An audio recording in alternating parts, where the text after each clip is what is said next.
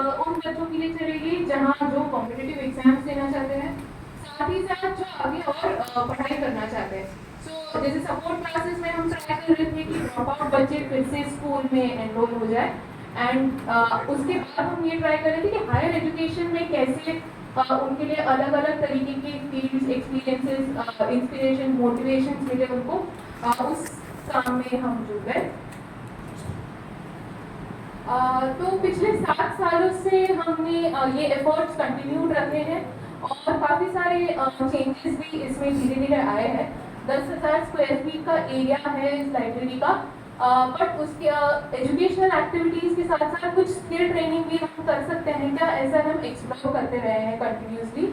Of course एक advisory committee भी इसे एंकर करती है पूरी तरीके से, जिसमें डीएमसी के DMC assistant municipal commissioner TISS के प्रोजेक्ट के लोग और साथ में ही थोड़े कोलैबोरेटिव जो ऑर्गेनाइजेशंस होंगे वो भी कंट्रीब्यूट करते हैं।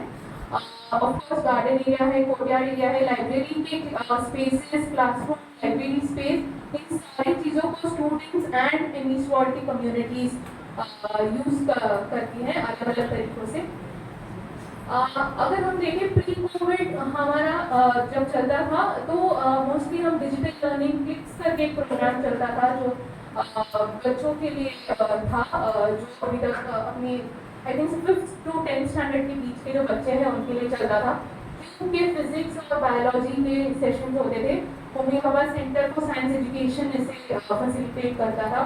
कॉम्पिटिटिव एग्जाम्स की प्रिपरेशन सभी बच्चे करते थे, क्लियरली लर्निंग होता था, कॉन्वर्जेशनल इंग्लिश होता था।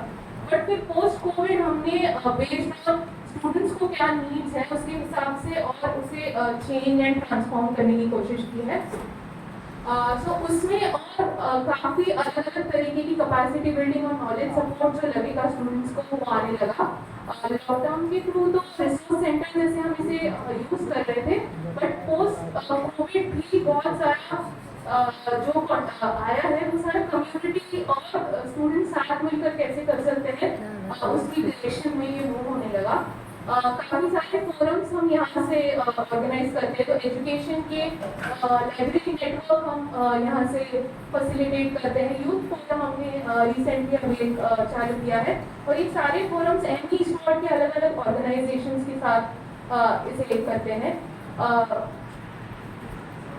अपॉर्चुनिटी की जब कोई अच्छे इंटरनेशनल इंटेलेक्चुअल्स टाटा इंस्टीट्यूट को विजिट कर रहे हैं तो वी हैव डेफिनेटली टाइम्स कि उनका लेक्चर दिन में 1 होगा या 2 घंटे के लिए वो बोलेंगे, तो फिर we request them to join us and interact with students and the community member. तो यहाँ पर अब तक जो 2 हुए हैं, तो एक तो इंडोनेशिया से रिप्रेजेंटेटिव आए थे और दूसरे जो नेपाल से हैं, she is expert in housing section and other person is expert in to livelihoods dimension, और वो इस तरह से मलेशिया में उन्होंने अपना पूरा काम खड़ा किया। तो ये then that becomes an added value कि इस तरह के इंटरनेशनल रिव्यू के intellectuals are directly able to interact with the community. एक इंटरेस्टिंग चीज़ जो हम पिछले 2 सालों से कर रहे हैं वो ये भी है कि एम्पावर का फिल्म क्लब चलता है एंड एजुकेशनल पर्पस के लिए हम हर महीने एक फिल्म स्क्रीनिंग करते हैं और उस पर फिर उसके बाद सिंपली जो है हमारे वो कोऑर्डिनेट करते हैं एंड बाद में डिस्कशन भी करते हैं।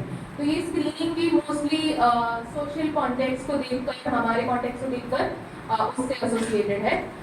फिर हम साइकोसोशल हेल्थ जो एमआई कॉल है स्पेशली उससे स्टूडेंट्स के साथ और जो हमारे सेल्फ हेल्प ग्रुप्स की महिलाएं हैं उनके साथ भी फैसिलिटेट करती है, कुछ सेशंस करती है ताकि वैसा सपोर्ट भी स्टूडेंट्स और कम्युनिटी दोनों को अवेलेबल हो।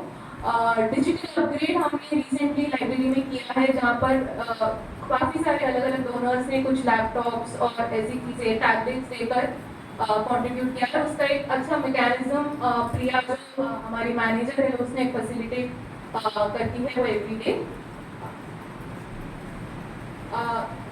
तो अगर हम देखें तो बहुत सारे जो एस्पिरेशंस है स्टूडेंट्स की उसको ट्रांसलेट करने के लिए क्या क्या चीज़ें हमें करनी पड़ेगी, तो वो हम करने की कोशिश करते रहते हैं।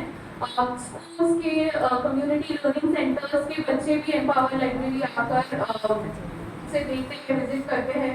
कुछ हमारे अगर ओपन सेशंस होंगे, जैसे हमने रिसेंटली डेटा कैंप जैसी एक्टिविटी की थी जहाँ पर एडवांस डेटा एनालिसिस कैसे कर सकते हैं उसके बारे में कर रहे थे, तो यहाँ एम्पावर के एंड बाहर के भी स्टूडेंट्स उसमें आते हैं, फैसिलिटेट कर रहे थे मॉक टेस्ट, अगर कुछ कॉम्पिटिटिव एग्जाम के लिए लगता है तो केयर लर्निंग करने